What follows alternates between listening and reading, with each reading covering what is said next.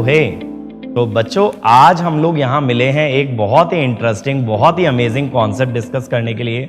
लेकिन पहले मैं आपको बता दूं, ये कॉन्सेप्ट इतना बेसिक है कि हर बच्चा इसका नाम कभी ना कभी देखता है, सुनता है, बट शायद कहीं ना कहीं अंडरस्टैंडिंग थोड़ी सी लैकिंग रह जाती है। और आज इसी प्रॉब्लम को रेक्टिफाई करेंगे इस वीडियो में। तो आप लोग बने रहेंगे एंड तक और बहुत तगड़ी तरीके से आपको विजुअलाइज कराया जाएगा। आफ्टर दैट आप इस कॉन्सेप्ट को लाइफ लॉन्ग रिमेंबर करेंगे। तो क्या सीखेंगे आज बात करेंगे डाइलेक्ट्रिक ब्रेकडाउन की।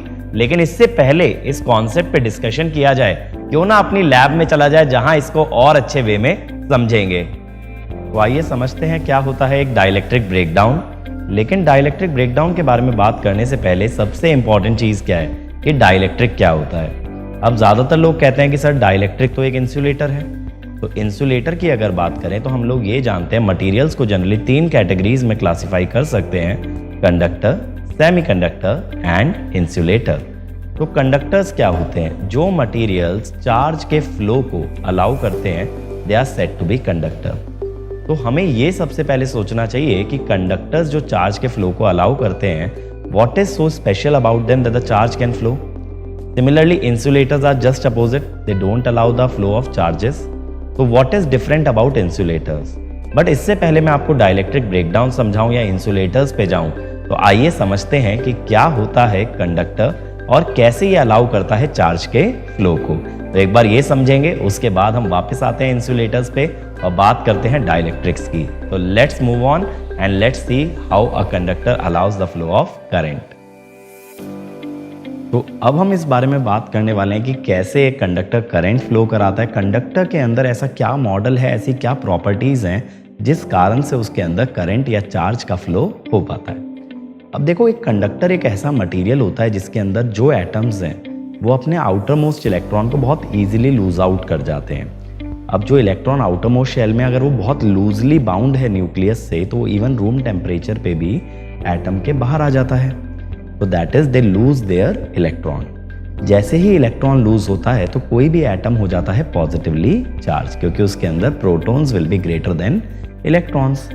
तो अब एटम के अंदर क्या होता है, ये जो आपके पॉजिटिवली चार्ज आयन है ये फिक्स लोकेशंस पे होते हैं। क्यों होते हैं? क्योंकि they are at the corners of a crystal. अब क्रिस्टल के अंदर हम नहीं जाएंगे, क्रिस्टल के अंदर हम नहीं बात करेंगे। जस्ट ये कैटायंस हैं, आपके पॉजिटिवली चार्ज आयंस हैं जो एक क्रिस्टल स्ट्रक्चर का हिस्सा है। अब इनके जितने भी इलेक्ट्रॉन्स होंगे, ये इलेक्ट्रॉन्स को तो लूज कर चुके हैं, ये इलेक्ट्रॉन कहाँ जाएंगे भाई? मटेरियल के बाहर तो नहीं जा सकते, तो मटेरियल के अंदर ही चारों तरफ फैले रहते हैं इस टाइप से। ठीक है, अब गिनती मत करना भाई कि कितने इलेक्ट्रॉन है, किसने कितने इलेक्ट्रॉन दिए, रैंडमली हम ड्रॉ कर रहे हैं।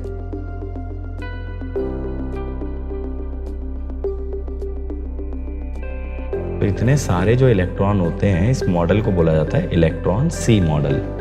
क्या बोलते हैं? इलेक्ट्रॉन सी मॉडल। इसका मतलब ये होता है इलेक्ट्रॉन्स का एक पूरा समुद्र है जिसके अंदर ये कैटायंस आपके तैर रहे हैं। तो ये जो कैटायंस होते हैं ना, इनको एक पर्टिकुलर नाम से जाना जाता है। These are called as kernels. क्या बोलते हैं इनको? कर्नल्स। अब ये जितने भी फ्री इलेक्ट्रॉन्स हैं ना, ये सारे आज़ाद हैं, यानी कि ये कैटायंस की पकड़ में नहीं है। इनका कैटायन से कोई लेना देना नहीं है, तितर बितर ऐसे इधर उधर घूमते रहते हैं, रैंडमली मूव करते हैं। लेकिन अब एक कंडक्टर करंट कैसे कैरी करता है? कंडक्टर करंट तब कैरी करता है जब इसके अक्रॉस आप एक वोल्टेज लगाओ।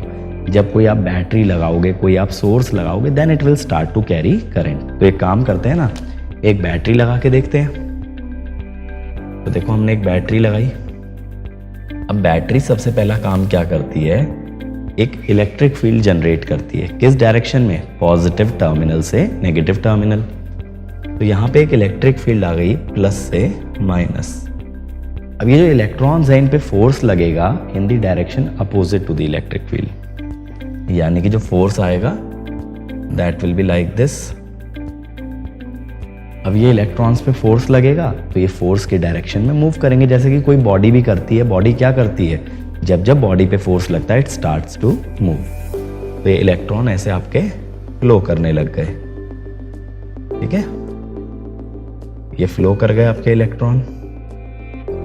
अब इलेक्ट्रॉन जिस डायरेक्शन में फ्लो करते हैं हम बहुत अच्छे से जानते हैं that current flows in a opposite direction. तो आपका जो करंट होगा ना that will flow in the direction opposite to electron. तो that is how a conductor will carry current. तो कंडक्टर को करंट कैरी करने के लिए क्या चाहिए? It needs free charges. Sir ये फ्री चार्जेस क्या होते हैं? फ्री चार्ज हम किसी ऐप की नहीं, फ्री चार्जेस हम बात कर रहे हैं आज़ाद चार्जेस। आज़ाद किससे? ये कैटायन से, यानी कैटायन की पकड़ में नहीं है। इन जनरल क्या होता है ना, देखो एक एटम के अंदर जब न्यूक्लियस देखते हैं तो उसके चारों तरफ इलेक्ट्रॉन घूम रहे होते हैं, तो ये इलेक्ट्रॉन कहलाते हैं बाउंड चार्ज। और जब ये इलेक्ट्रॉन एटम की पकड़ से निकल आए, न्यूक्लियस की पकड़ से बाहर आ जाए, then it is said to be free charge, क्योंकि अब ये आज़ाद जिंदगी जी सकता है, ये आराम से घूम सकता है, जिधर चाहे उधर जा सकता है। तो that is said to be free charge and that is the condition needed for current to flow. अब इसी बात पे हमें डिस्कस करना है कि कैसे एक इंसुलेटर कंडक्टर बन जाता है, उसके अंदर ये फ्री चार्जेस आते कहाँ से हैं। तो इसी फिनोमिना को हम कहते हैं डाइलेक्ट्रिक ब्रेकडाउन। तो आइए समझते हैं डाइलेक्ट्रिक ब्रेकडाउन को और डिटेल में कि कैसे insulator can behave as a conductor. तो जानते हैं कि हम लोग किस तरह से एक डाइलेक्ट्रिक काम करता है, एक डाइलेक्ट्रिक के अंदर मॉलिक्यूलर अरेंजमेंट क्या होता है और क्यों इसे हम लोग डाइलेक्ट्रिक बोलते हैं। तो इसके लिए बेस्ट एग्जांपल हम लेके चलते हैं एक वुडन इंसुलेटर का। तो जैसा कि आप जानते हो वुड इज एन इंसुलेटर और वुड के अंदर किसी भी प्रकार का कोई भी करंट फ्लो नहीं कर पाता। तो समझने के लिए ले लेते हैं एक वुडन ब्लॉक। तो ये हमारे पास एक वुडन ब्लॉक आ गया। अब इस वुड की अगर हम बात करें तो आपने बचपन में काफ़ी एग्जाम्पल्स देखे होंगे कि किसी भी लाइव वायर को टच नहीं करना, किसी इलेक्ट्रिकल सर्किट को टच नहीं करना। अगर कहीं स्पार्किंग होती है, कहीं कोई करंट फ्लो हो रहा होता है, then you touch it with the help of a wooden rod, with the help of a wooden block, anything but not your hand. क्योंकि क्या होता है, हमारी बॉडी कंडक्टिंग है। जब हम किसी करंट को टच करते हैं तो that current flows through our body. But wood एक इंसुलेटर है, वो करंट तो फ्लो नहीं कर पाएगा, तो that also helps us safeguard the operator. तो अब इस वुडन के ब्लॉक के अंदर क्या हो रहा है, किस तरह से ये इंसुलेटर बन रहा है, ये समझने के लिए ये जानना ज़रूरी है कि इसके अंदर का मॉलिक्यूलर स्ट्रक्चर क्या होगा। तो चलिए देखते हैं क्या होता है। तो जब हम ये देखते हैं वुडन ब्लॉक के अंदर कितने सारे एटम्स प्रेजेंट हैं, तो और डिटेल में समझने के लिए एक एटम ले लेते हैं। तो लेट्स टेक एन एटम। तो ये एटम हमारे पास आ गया।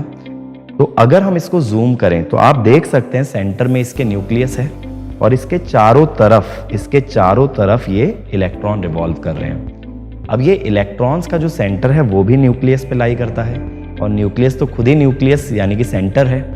तो जब ये दोनों का सेंटर न्यूक्लियस पे ही लाई कर रहा है तो इनके बीच का डिस्टेंस क्या हुआ? 0। और इसी वजह से कहते हैं कि डाइपोल मोमेंट इज 0। अब आप में से बहुत सारे लोग कनेक्ट नहीं कर पाए होंगे कि सर कैसे डाइपोल मोमेंट 0 हो गया। तो पहले हम एक डाइपोल का कॉन्सेप्ट समझते हैं और डाइपोल मोमेंट की डेफिनेशन देखते हैं। उसके बाद हम वापस से बात करेंगे कैसे एक एटम के अंदर डाइपोल क्रिएट होता है। तो आइए समझते हैं और डिटेल में। तो अब हम बात करेंगे कि एक डाइपोल क्या होता है और कैसे उसकी डाइपोल मोमेंट डिफाइन होती है। तो सबसे पहले समझते हैं डाइपोल क्या होता है। एक डाइपोल को इन जनरल हम बोलते हैं it is a set of two opposite charges separated by a distance. ये आपको मैक्सिमम बुक्स के अंदर डेफिनेशन मिलेगा, लेकिन ये डेफिनेशन इनकम्प्लीट है क्योंकि मैं कहता हूँ इसके अंदर एक चीज़ और ऐड होना चाहिए। What is that thing? That these two charges are bound to each other. जैसा हमने देखा एक एटम के अंदर एक पॉजिटिव और एक नेगेटिव चार्ज होता है और वो दोनों एक ही एटम का हिस्सा होते हैं। तो that is how the positive and the negative charges are bound together. तो चलिए सबसे पहले डेफिनेशन लिख लिया जाए। तो a dipole is a set of two opposite charges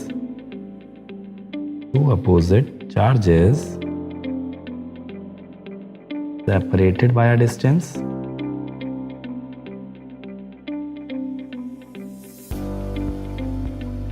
and bound to each other।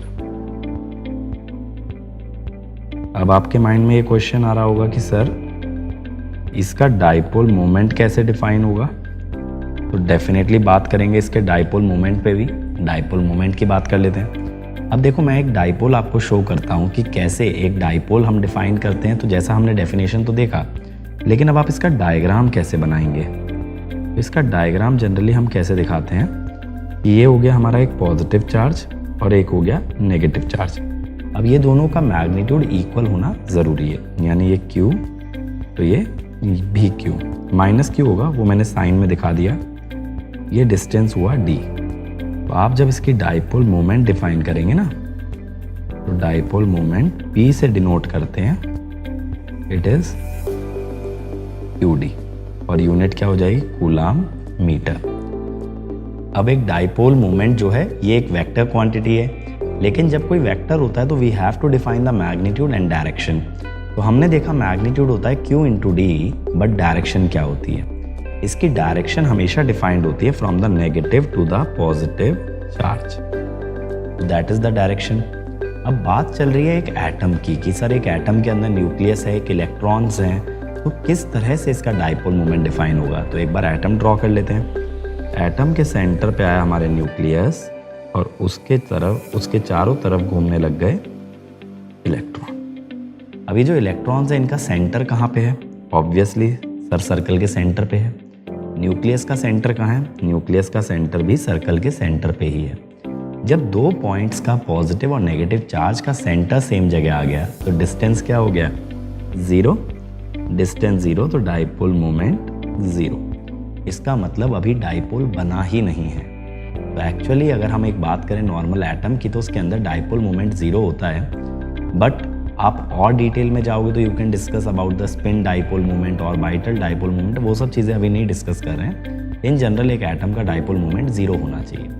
लेकिन अब हम क्या करते हैं, हम लगा के देखते हैं इलेक्ट्रिक फील्ड और फिर समझते हैं कैसे एक डाइपोल डेवलप होता है, कैसे उसकी डाइपोल मोमेंट होती है, कैसे पॉजिटिव और नेगेटिव चार्जेस पे फोर्स लगता है। तो that will be happening when we apply a electric field to an atom. तो अब बात करते हैं कि क्या होगा जब हम एक एटम पे लगा देंगे इलेक्ट्रिक फील्ड। तो देखो एक एटम ले लेते हैं। अब ये तो मैं आपको बता चुका ऑलरेडी, इसके अंदर क्या है, पॉजिटिव और नेगेटिव चार्ज। अब इलेक्ट्रिक फील्ड की एक प्रॉपर्टी हम सभी लोग बहुत अच्छे से जानते हैं कि it applies a force on the positive charge in the same direction as the electric field and force on the negative charge opposite to the electric field. तो आइए ले लेते हैं एक इलेक्ट्रिक फील्ड। तो ये हो गई हमारी इलेक्ट्रिक फील्ड। अब जो न्यूक्लियस है वो तो पॉजिटिव चार्ज है, तो उस पर फोर्स लगेगा in the direction of electric field, और चारों तरफ जो इलेक्ट्रॉन्स हैं दे आर नेगेटिवली चार्ज, तो उस पर फोर्स लगेगा away from the electric field. अब ये जो दो फोर्सेज आ रहे हैं ये दोनों अपोजिंग हैं। अब जब ये दोनों फोर्स अपोजिंग हैं तो they are trying to take the positive and the negative charge away from each other. लेकिन इन दोनों चार्जेस के बीच में भी तो एक फोर्स एग्जिस्ट करता है। कौन सा वो फोर्स है? That force is the coulombs force of attraction.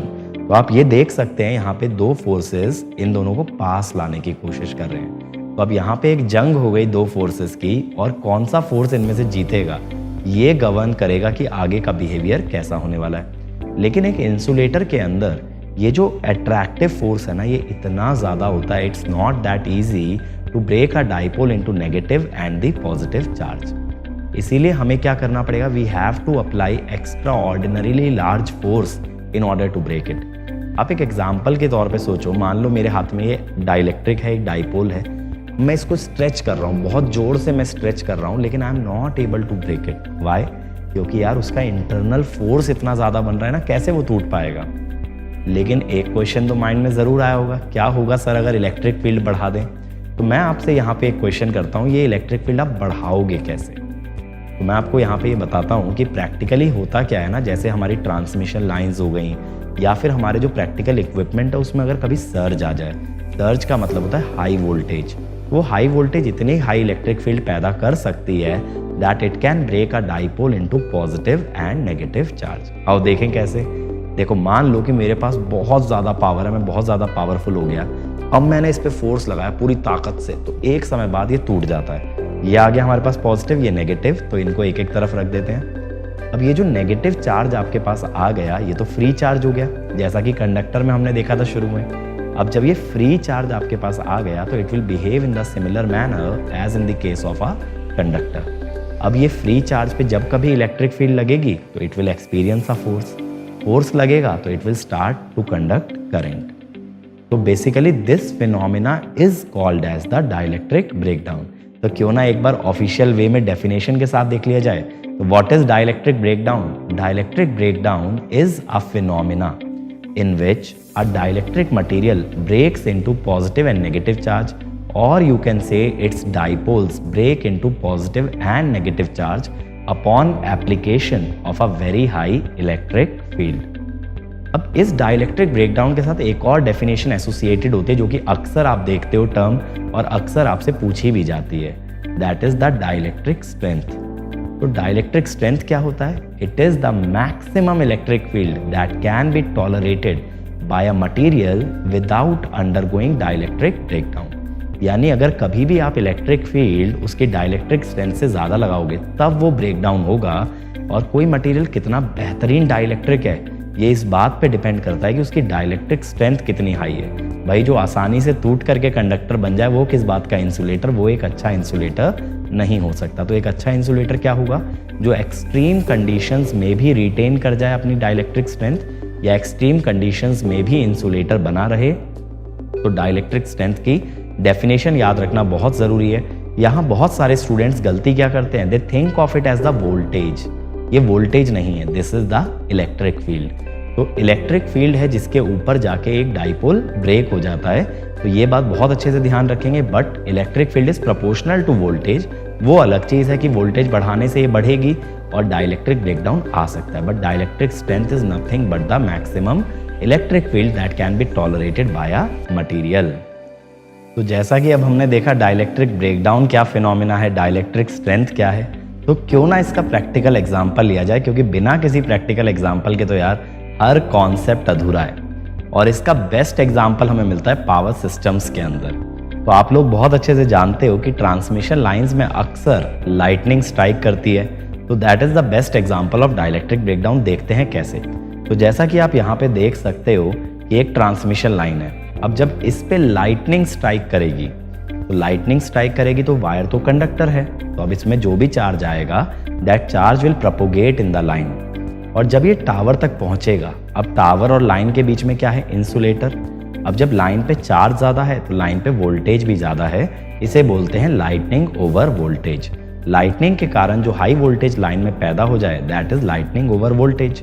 अब अगर इस वोल्टेज से बनने वाली इलेक्ट्रिक फील्ड इस इंसुलेटर की डाइलेक्ट्रिक स्ट्रेंथ से ज़्यादा हुई तो क्या होगा? It will break down. और जैसे ये ब्रेक डाउन होगा तो आपकी वायर का सारा करंट इंसुलेटर से होते हुए किस में चला जाएगा? टावर के अंदर। और टावर के थ्रू किस में चला गया? ग्राउंड में। तो जो वायर का काम ये था आपके घर तक करंट पहुंचाने का, उसका सारा करंट इंसुलेटर टावर से होते हुए अर्थ में चला गया। And that is the drawback of the dielectric breakdown.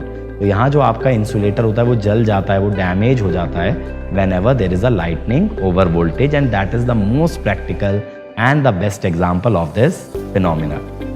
तो बच्चों आई होप कि आपको मज़ा आया होगा and you got to learn something new. तो आप लोग हमें कमेंट सेक्शन में बताइए कि what all you want to learn like this and do you want more videos like this. और इसी तरह के और अमेजिंग कंटेंट के लिए इस चैनल को सब्सक्राइब कीजिए और अमेजिंग नॉलेज के लिए आप हमारी स्पेशल क्लासेस देखिए।